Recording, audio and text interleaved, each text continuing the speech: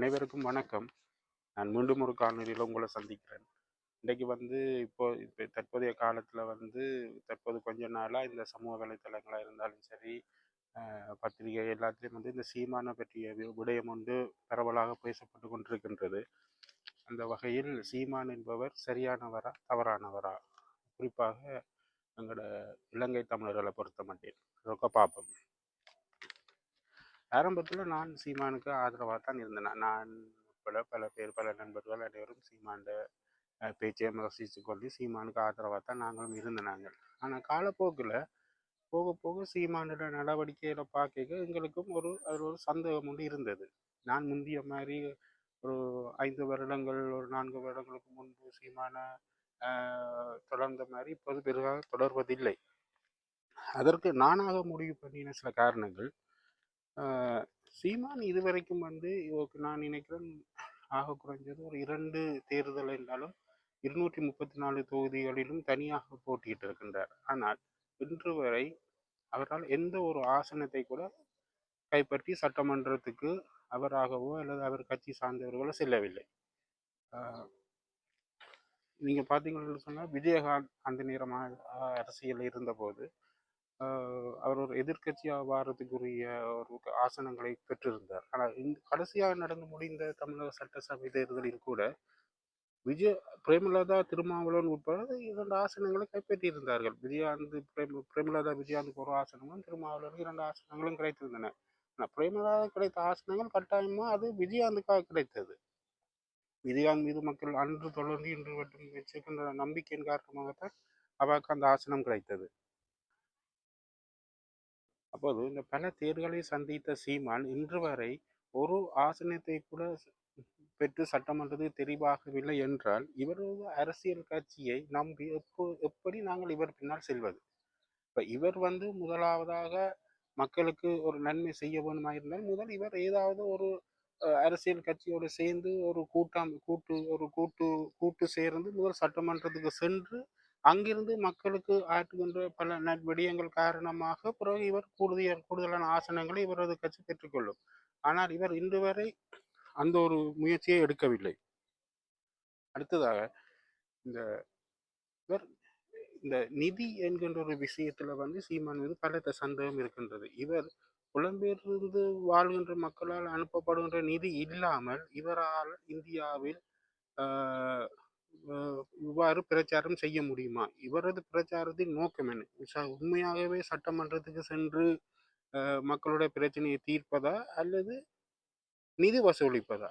இவருடைய பார்க்க பார்த்தால் இவர் நிதி வசூலிப்பதுதான் இவரது நோக்கமாக இருக்கின்றது. இவர் அதால தான் அந்த காரணத்தினால்தான் 234 தொகுதிகளிலும் தனியாக போட்டியிடுவார் என்று கூறிக்கொண்டு புலம்பெயர் நாடுகளில் இருந்து கொண்டு நிதியை வசூலித்து கொண்டு அவர் இது ஒரு பொழுதுபோக்கத்தான் செஞ்சு கொண்டு வர மாதிரி தான் வெளியில இருந்து பார்க்க அது தெரியுது.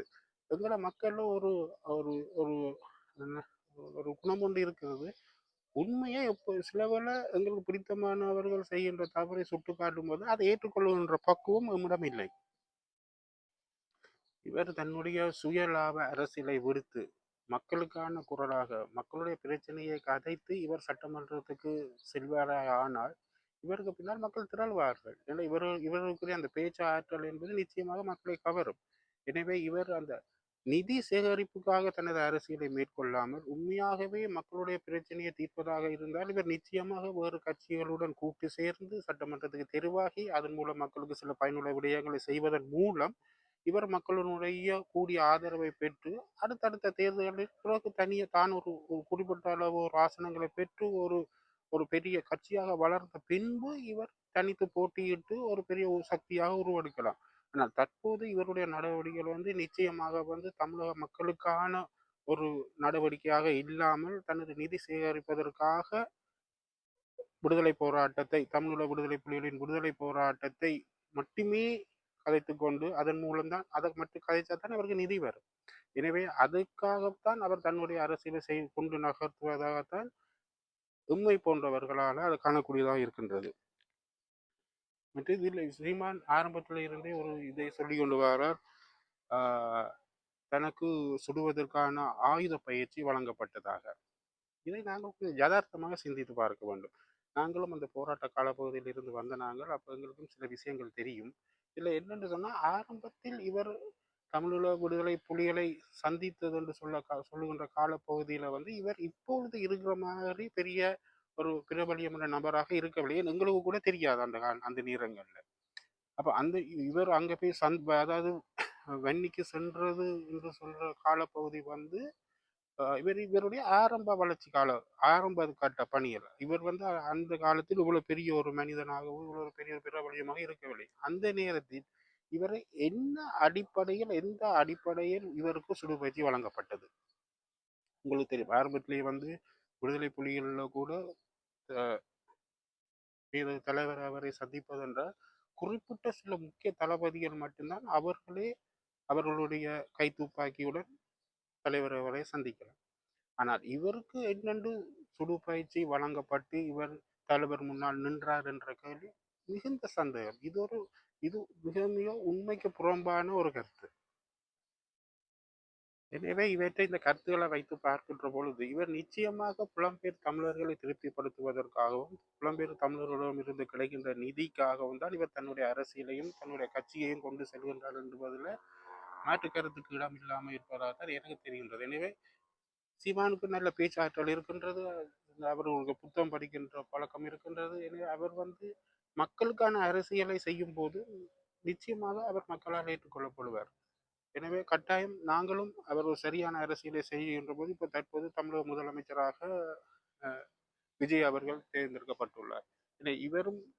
இவர் தற்போது மக்களால் ஏற்றுக்கொள்ளப்பட்டாலும் எதிர்காலத்தான் இவர், நான் இலங்கை தமிழர்கள் என்ற அடிப்படையில் சொல்றேன், எதிர்காலம்தான் இவர் எங்களுடைய பிரச்சனையை தீர்த்து வைப்பாரா அல்லது எங்களுக்குரிய ஒரு எங்களுக்குரிய ஒரு அரசியல் காரணங்களை செய்வாரா என்பதை இனி காலம்தான் பதில் சொல்ல வேணும். எனவே இந்த சீமான்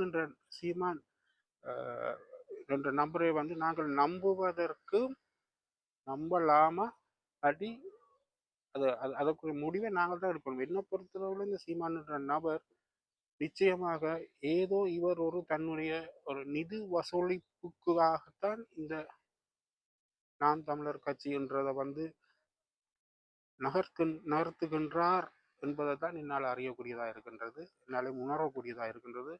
எனவே நாங்கள் பொறுத்திருந்து பார்ப்போம். இவர் எதிர்காலத்தில் இவர் உண்மையாக மக்களுக்கான அரசியலை செய்வாரா அல்லது தொடர்ந்து நிதி வசூலிப்பதற்கான அரசியலை தான் செய்வாரா என்பதை பொறுத்திருந்து பார்ப்போம்.